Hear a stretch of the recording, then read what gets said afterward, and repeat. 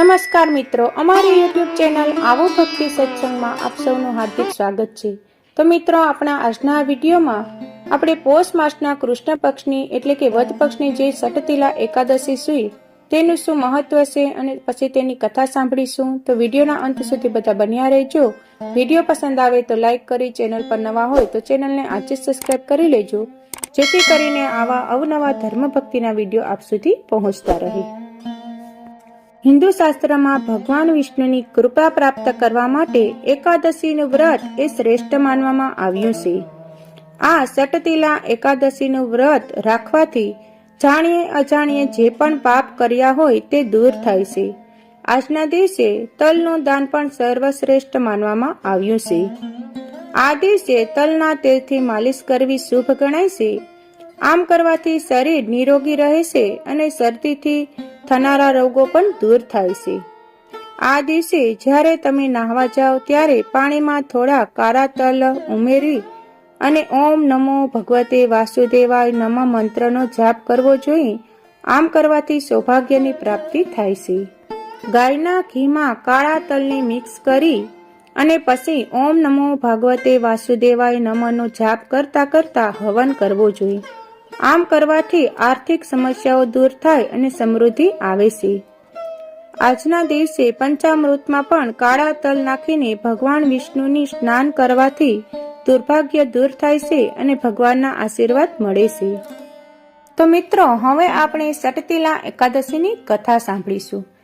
એક સમયે દાલભ્ય ઋષિએ પુષતલ્ય ઋષિને પૂછ્યું, હે મુનીશ્વર, મનુષ્ય મૃત્યુલોકમાં બ્રહ્મ હત્યા આદિ મહાન પાપ કરે છે અને બીજાના ધનની ચોરી, બીજાની ઉન્નતિ જોઈને ઈર્ષા આદિ કરે છે, તો પણ તેમને નરક પ્રાપ્ત થતું નથી।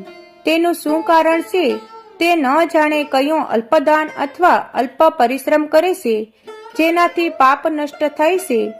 આ બધું તમે મને કૃપા કરીને કહો। તેથી પુલત્ય મુનિ બોલ્યા, હે મુનિ, તમે મને અત્યંત ગંભીર પ્રશ્ન પૂછ્યો છે। તેનાથી સંસારી જનોને ખૂબ લાભ થશે। આને ઇન્દ્ર આદિ દેવ પણ જાણતા નથી, પરંતુ હું તમને આ ગુપ્ત ભેદ અવશ્ય જ બતાવું છું। પોષ માસ આવવાથી મનુષ્ય સ્નાન આદિથી શુદ્ધ રહેવું જોઈએ અને ઇન્દ્રિયોને વશમાં કરીને તથા કામ, ક્રોધ, લોભ, મોહ, ઈર્ષા, અભિમાન આદિનું સ્મરણ ન કરવું જોઈએ। તેણે હાથ પગ ધોઈને પુષ્ય નક્ષત્રમાં સાણ, કપાસ, તલ મેળવીને સાણા બનાવવા જોઈએ।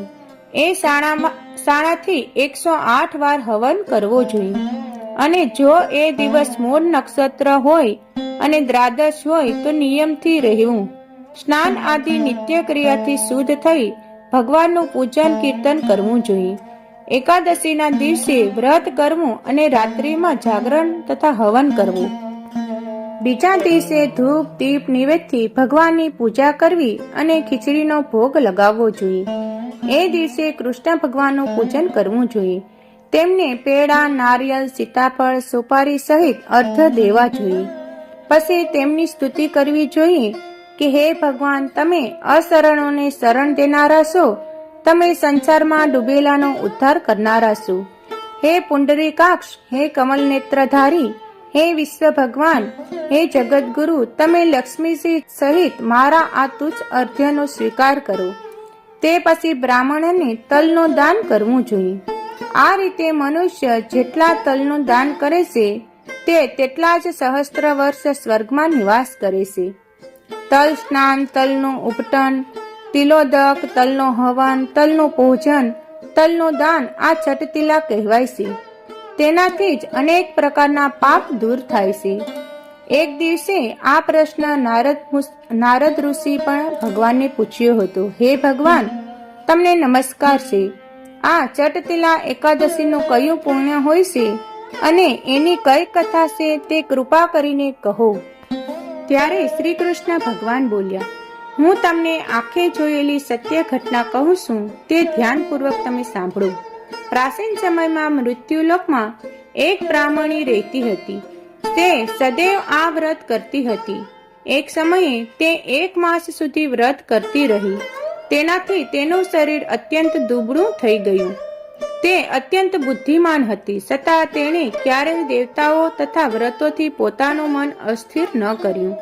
આ રીતે મેં વિચાર્યું કે બ્રાહ્મણીએ વ્રત આદિથી પોતાનું શરીર શુદ્ધ કરી લીધું છે અને તેને વૈષ્ણવ લોક પણ મળશે, પરંતુ તેણે ક્યારેય અન્નદાન કર્યું ન હતું, તેથી તેની તૃપ્તિ થવી મુશ્કેલ છે.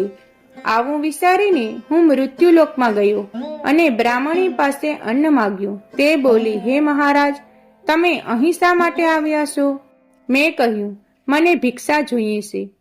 તેથી તેણે મને એક માટીનો પિંડ આપી દીધો. હું તે લઈને સ્વર્ગમાં પાછો ફર્યો. થોડા સમય વીતતા તે બ્રાહ્મણી પણ શરીર ત્યાગીને સ્વર્ગમાં આવી. મૃત્યુપિંડના પ્રભાવથી તેણે એક જગ્યાએ એક આમ્રવૃક્ષ સહિત ગૃહ મળ્યું, પરંતુ તેણે તે ગૃહમાં કોઈ અન્ય વસ્તુ ન મેળવી. તે ગભરાઈને મારી પાસે આવી અને કહેવા લાગી, હે ભગવાન, મેં અનેક વ્રત આદિથી તમારી પૂજા કરી છે, પરંતુ મારું ઘર વસ્તુઓ રહિત છે, તો તેનું કારણ શું છે? મેં કહ્યું, તું તારા ઘરે જા અને દેવ સ્ત્રીઓ તને જોવા આવશે. જ્યારે તું તેમને જોડથી સટતિલા એકાદશીનું પુણ્ય અને વિધિ સાંભળી લે, ત્યારે દરવાજો ખોલજે.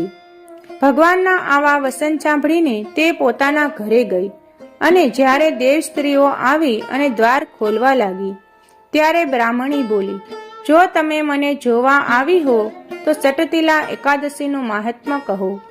તેમાંથી એક દેવ સ્ત્રી બોલી, સાંભળો, હું તે કહું છું. જ્યારે તેમણે સટતિલા એકાદશીનું મહાત્મ્ય સંભળાવી દીધું, તેણે દેવ સ્ત્રીઓને કહ્યા અનુસાર સટતિલા વ્રત કર્યું અને તેના પ્રભાવથી તેનું ઘર ધન ધાન્યથી ભરપૂર થઈ ગયું.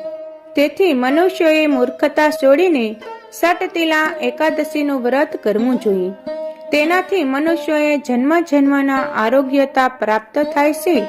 આ વ્રતના પ્રભાવથી મનુષ્યના સમસ્ત પાપ નષ્ટ થાય છે અને સ્વર્ગની પ્રાપ્તિ થાય છે.